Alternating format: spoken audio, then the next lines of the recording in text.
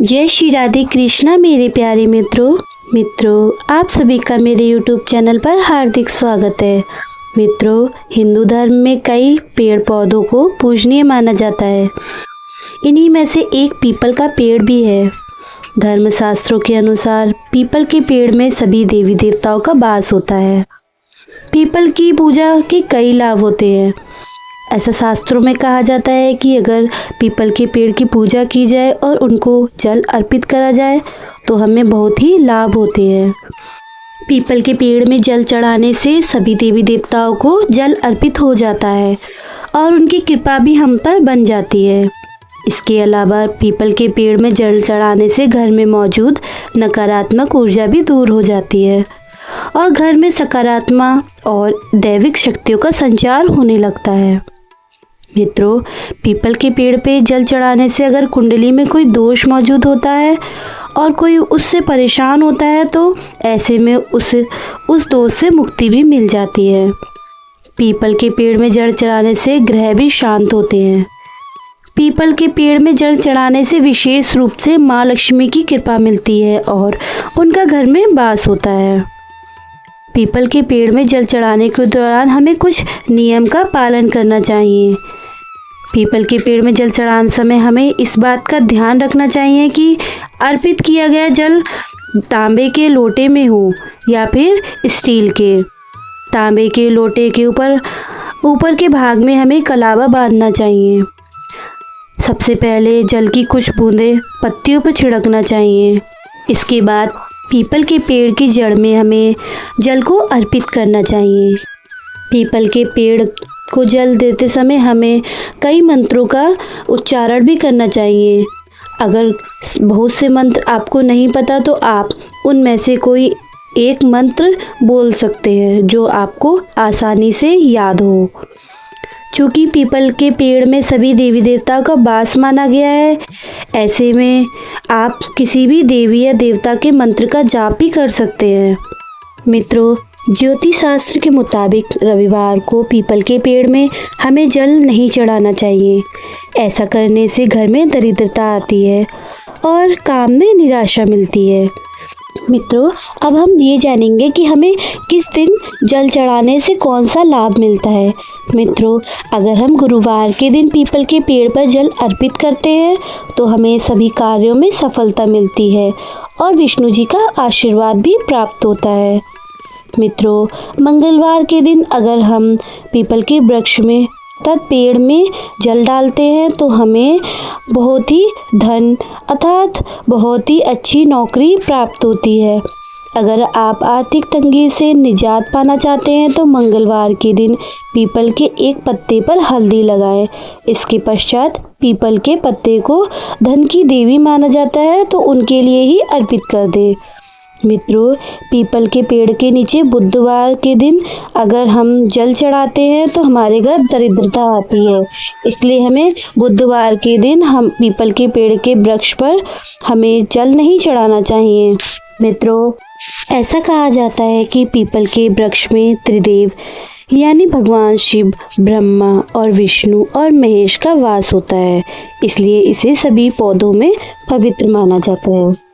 मित्रों, हमें शुक्रवार के दिन पीपल के वृक्ष के पास खड़े होकर लोहे के पात्र में जल, चीनी, घी और दूध मिलाकर अर्पित करना चाहिए। ऐसा करने से व्यक्ति के जीवन में धन धान्य की कभी कमी नहीं होती, अर्थात लक्ष्मी माँ का आशीर्वाद उस पर हमेशा बना रहता है और उसके घर में लक्ष्मी माँ का वास हमेशा के लिए हो जाता है। मित्रों, अब हम जानेंगे शनिवार के दिन पीपल के वृक्ष की पूजा हमें कैसे करनी चाहिए। हिंदू धार्मिक मान्यताओं के अनुसार शनिवार को सुबह सूर्योदय से पहले पीपल के वृक्ष में हमें जल चढ़ाना चाहिए।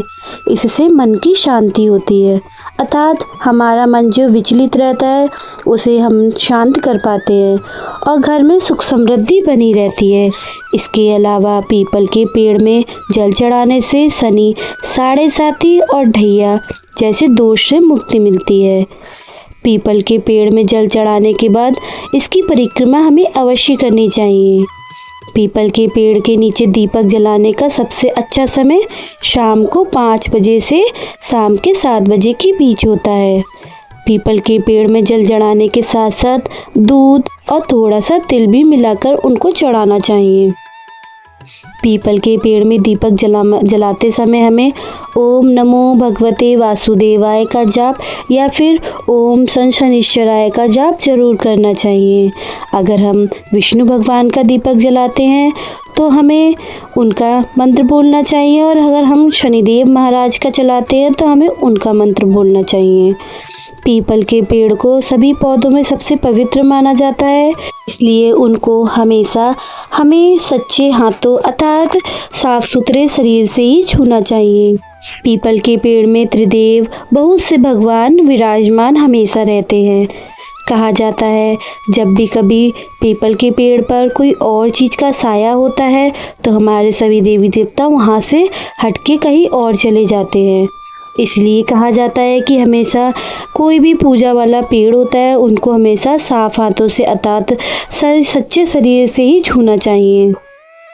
तो चलिए मित्रों, अब हम जानते हैं इसके पीछे की पौराणिक कथा। मित्रों, एक अत्यंत गरीब व्यक्ति एक गांव में रहता था जिसका नाम हरिदास था।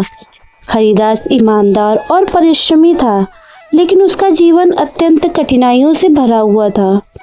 वह जंगल से लकड़ियां काटकर उन्हें बेचता और जैसे तैसे अपने घर का भरण पोषण किया करता था।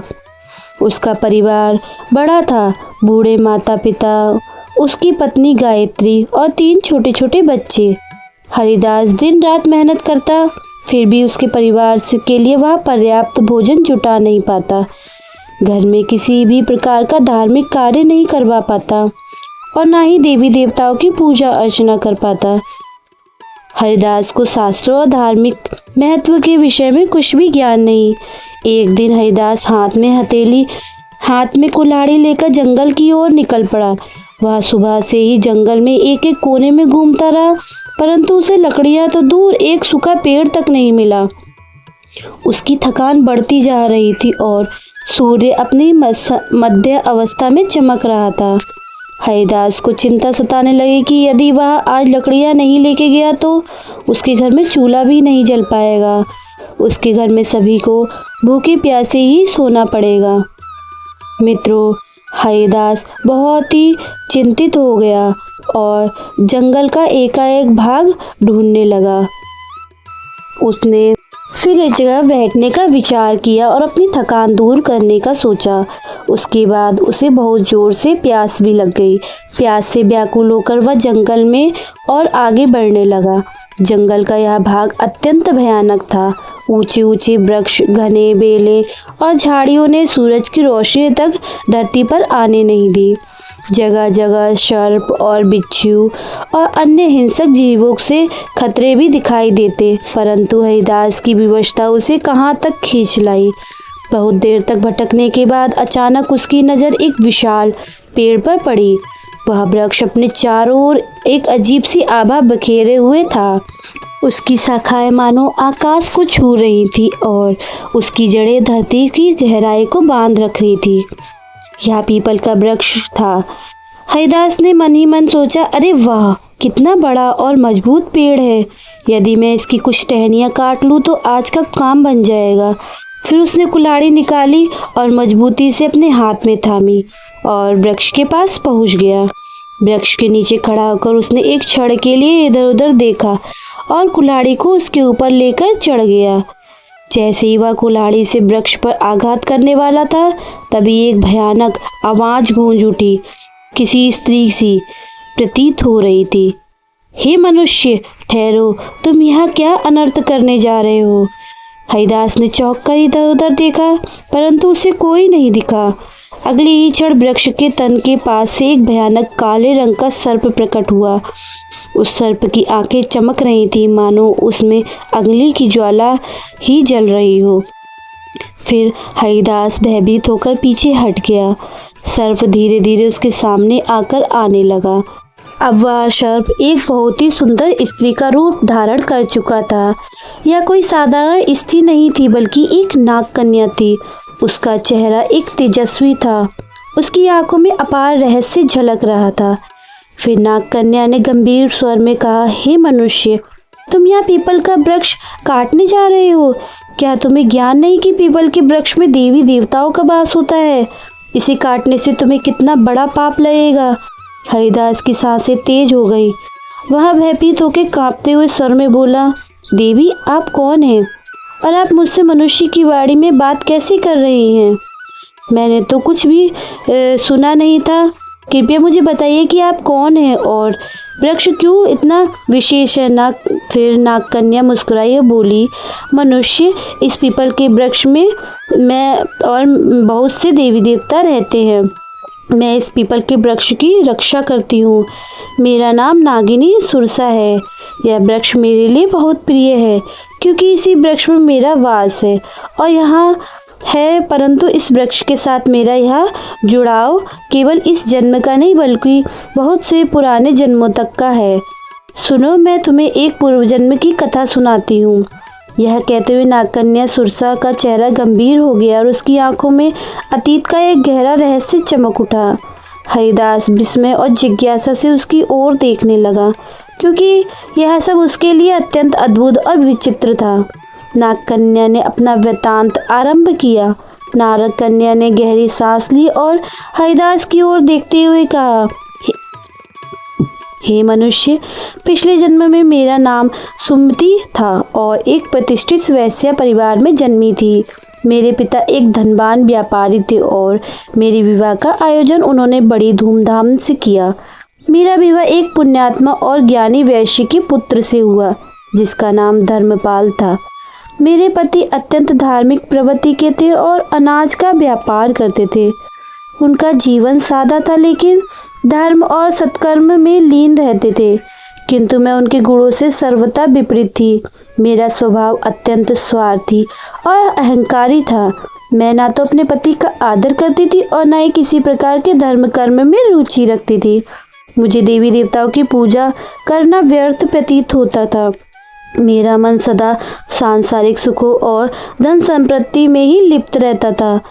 मुझे मेरे पति बहुत समझाते थे कि जीवन में पुण्य के कार्य करने चाहिए, देवताओं की पूजा करनी चाहिए, किंतु मैं उनकी बातों को हमेशा अनसुना करती थी। हमारे गांव के पास एक मुनि का आश्रम था। वह आश्रम शांत, पवित्र और प्रकृति की छांव में बसा हुआ था। वहाँ के वातावरण में एक अलौकिक शांति थी। मुनि ने अपने आश्रम में आंगन में एक छोटा सा पीपल का वृक्ष लगाया हुआ था। गांव के लोग वहां नियमित रूप से पूजा करने आते और वे पीपल के वृक्ष के चारों ओर दीपक जलाते और उनकी परिक्रमा करते। उनका विश्वास था कि इस वृक्ष में विष्णु भगवान का वास है और उनकी पूजा करने से उनके पितर प्रसन्न होते हैं। लोगों की श्रद्धा और भक्ति से वह वृक्ष बहुत ही कम समय में विशाल हो गया। एक दिन की बात है, मैं उस आश्रम के पास गुजर रही थी तो मैंने देखा कि एक ब्राह्मण अत्यंत श्रद्धा से पीपल के पेड़ की पूजा कर रहा है। वह वृक्ष के तले जल चढ़ा रहा और मंत्रोच्चारण कर रहा। देखकर मैं बहुत तेज हंसने लगी और कटु स्वर में कहा, अरे ब्राह्मण, तुम मूर्खों की तरह इस वृक्ष की पूजा क्यों कर रहे हो? यह तो केवल एक वृक्ष है। यह ना तो फल देता है और ना ही फूल। पेड़ यह किसी काम का नहीं। यह व्यर्थ का ढोंग है। तुम्हारी पूजा का कोई लाभ नहीं। मेरे शब्द सुनकर वह ब्राह्मण अत्यंत शांत स्वभाव में मेरी ओर देखता।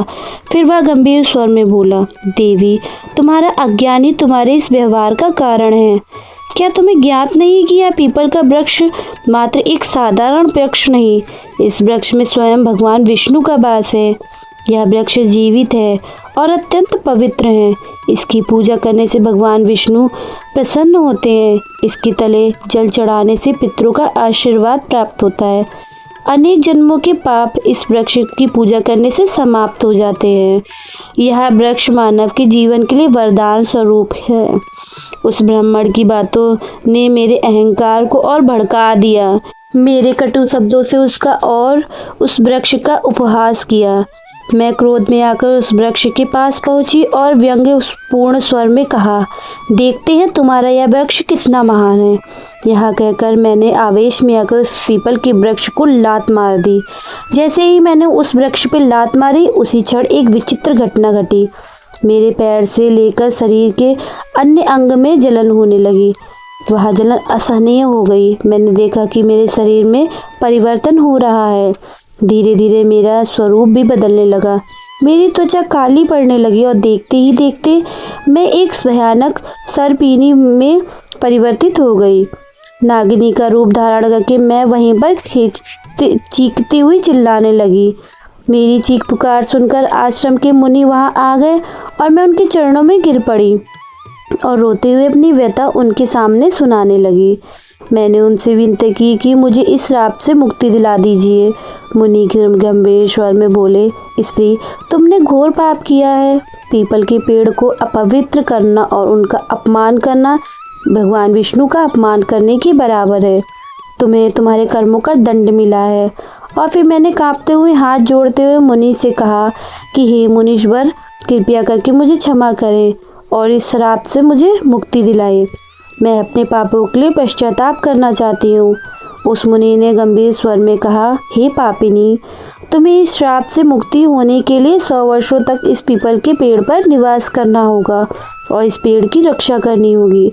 जब 100 वर्ष पूर्ण हो जाएंगे तब तुम्हारे पति यहाँ आएंगे और इस वृक्ष पर जल अर्पित करेंगे। उसी दिन तुम्हें इस श्राप से मुक्ति मिल जाएगी। इतना कहकर मुनि वहाँ से चले गए।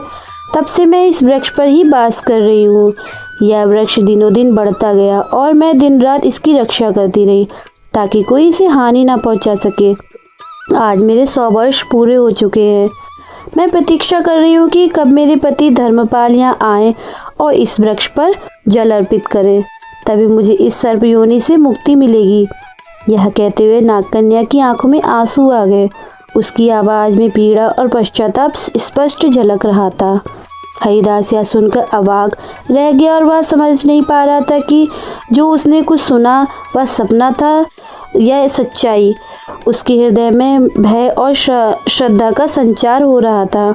नागकन्या की करुणामय कथा सुनकर हरिदास तब रह गया। उसकी आंखों में आश्चर्य और अविश्वास के भाव तैरने लगे। उसे यह समझ आ नहीं रहा था कि वह स्वयं इस घटना में किस प्रकार जुड़ा हुआ है। तभी एक दिव्य तेज से आश्रम के मुनि वहां प्रकट हुए। उनका स्वर गंभीर और आशीर्वाद से भरा हुआ था। मुनि ने हरिदास की ओर देखते हुए कहा, हरिदास, यह सब तुम्हारे पूर्व जन्म के कर्मों का परिणाम है। क्या तुम नहीं जानते हो कि तुम इस नागकन्या के जीवन में क्या स्थान रखते हो?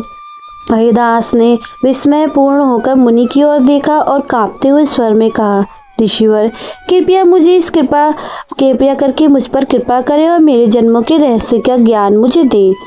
तब वहाँ मुनि कहते हैं कि हरिदास, सुनो तुम्हारे पूर्व जन्म की कथा। इस नागकन्या जिसका नाम सुमति है, इसका पति तुम ही थे। उस जन्म में तुम धर्मपाल नाम के एक पुण्यात्मा व्यापारी थे। तुमने सुमति से विवाह किया था और उसका जीवन संवारने का हर संभव प्रयास किया। तुम एक धर्मनिष्ठ और सत्यवादी व्यक्ति थे। तुमने सुमति को सत्य मार्ग लाने के लिए अनेक प्रयास करे, किंतु वह तुम्हारे प्रयासों की अपेक्षा करती रही। हरिदास ने आश्चर्य और विश्वास के साथ कहा, क्या मैं इस नागकन्या का पति था? मुनि ने मुस्कुराते हुए कहा, हरिदास, सुमति ने अपने अहंकार और अज्ञान के कारण पीपल के वृक्ष का अपमान किया, जिसके कारण उसे सर्प योनि का श्राप मिला। किंतु भगवान विष्णु ने तुम्हारे पुण्य कर्मों के कारण यह नियम बनाया कि केवल तुम्हारे हाथों से इसको जल अर्पित होने के बाद सुमति को इस श्राप से मुक्ति मिलेगी।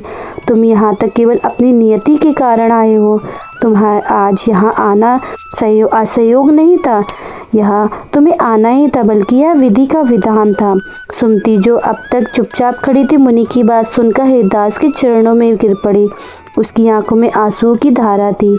वह कांपते हुए स्वर में बोली, स्वामी, मैं अपने पूर्व जन्म के पापों के लिए आपसे क्षमा मांगती हूँ।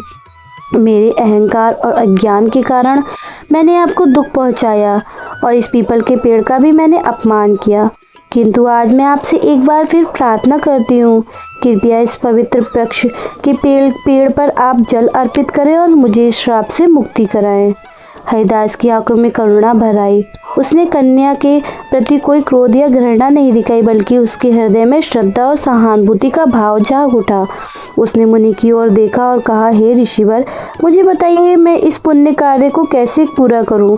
मुनि ने कहा, हे हरिदास, पीपल वृक्ष के पास जाओ और वत्स इस वृक्ष पर श्रद्धा से जल अर्पित करो।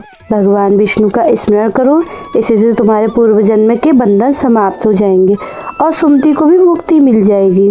हरिदास ने पास रखे कलश से जल भरा और पीपल के पेड़ पर चढ़ा दिया और अपने मन में भगवान विष्णु का ध्यान किया। जल अर्पित करते ही जैसे ही उसने जल की धारा उस पेड़ पर अर्पित करी, एक अद्भुत घटना घटी। पीपल वृक्ष के नीचे एक दिव्य प्रकाश फैला और नागकन्या का सर्प रूप धीरे धीरे नष्ट हो गया। स्थान पर एक सुंदर तेजस्वी स्त्री प्रकट हुई। उसका चेहरा चमक रहा था, मानो वह स्वयं एक देवी हो। सुमति ने हाथ जोड़कर हरिदास और मुनि को प्रणाम किया। सुमति ने कहा, हे स्वामी, आपके पुण्य भगवान विष्णु की कृपा से मुझे आज इस श्राप से मुक्ति मिली। मैं आपके प्रति कृतज्ञ हूँ। आपने न केवल मेरे पापों का प्रतिशत किया, बल्कि मुझे मोक्ष के मार्ग पर भी ले आए। मुनि के आशीर्वाद देते हुए कहा, हे सुमति, अब तुम स्वर्ग चले जाओ और तुम्हारे इस श्राप का अंत हो चुका है। भगवान विष्णु तुम्हें आशीर्वाद देंगे। सुमति ने एक बार फिर पीपल के पेड़ की परिक्रमा की और फिर वहां से दिव्य प्रकाश के साथ स्वर्ग को चले गई। इस घटना के बाद हरिदास के जीवन में बड़ा परिवर्तन आया। उसने पीपल के पेड़ की महिमा को समझा और प्रतिदिन उसकी पूजा करने लगा। अपने परिवार को भी धर्म के मार्ग पर चलने की प्रेरणा देने लगा। वह जान गया था कि पवित्र वृक्ष का सम्मान करना चाहिए और देवी देवताओं का स्मरण कर जीवन को सफल बनाना चाहिए। भगवान विष्णु ने पीपल के वृक्ष की कथा समाप्त की। उनके मुख से करुणा और दिव्यता का तेज झलक उछल रहा था। तो मित्रों, यह थी पीपल के पेड़ के वृक्ष की कथा। अगर आप सभी को मेरी यह कथा अच्छी लगी हो तो कृपया करके मेरी कथा को लाइक करें और मेरी वीडियो को ज़्यादा से ज़्यादा शेयर करें। तो मित्रों, अब मैं मिलती हूँ आपसे अगली वीडियो में। मित्रों, आपके ऊपर भगवान विष्णु की कृपा बनी रहे, इसलिए आप सभी कमेंट बॉक्स में जय श्री विष्णु, जय श्री राधे ज़रूर लिखें।